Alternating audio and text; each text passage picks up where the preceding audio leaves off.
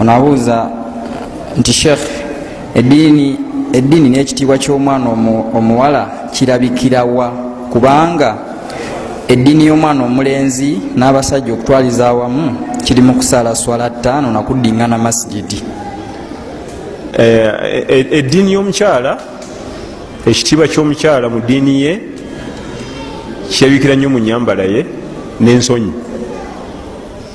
mu qissa eri mu aya eri mu surat Qasas, Allah era atumiza ku nabbi Musa alayhi salam ku luzzi gye yasanga abawala n'abasenera amazzi.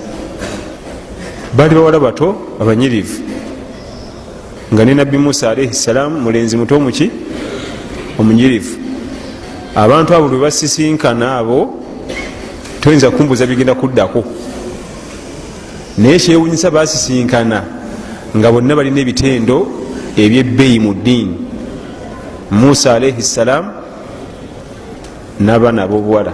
Kati ayega nti fajaatu ihdahuma tamshi ala istihya qalat inna abi yad'uka liyajziyaka ajra ma saqaita lana. Kisanga mugimanyi nti Musa yabayamba ne baddayo eka. Omu naddayo kitaawe namugamba genda okukya omuvubuka oyo abayambi.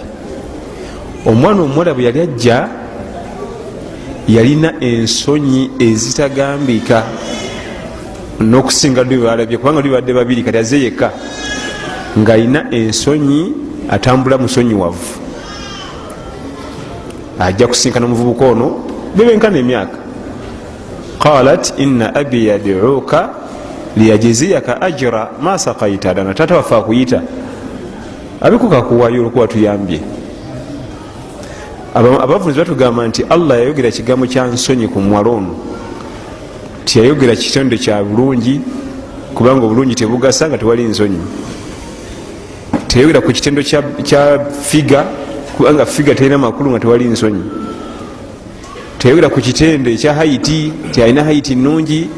Byonna ebyo tebirina makulu nga talina nsonyi. Ensonyi kikulu nnyo ku mwana ow'obuwala, kimukumira ebintu bingi nnyo biidhinihi tabaraka wataala. Obutamanyirwa manyirwa, oluusi nga nabamanyira si kiraasi ye, naye buli ezimugwamu ensonyi, buli ava gyavudde nosanga omwana omuwala wa bbeeyi, naye nga bwolaba mwerijjako mukama wange onyenya mutwe, asula ku mudumu, asula ku mbalaza za kibuga, ayagala okuwasa oyo. Naye bwaba nga akumya ensonyi ze n'enyambala ye, ebyo ebintu ebyo ebibiri bikulu nnyo mu ddiini y'omwana.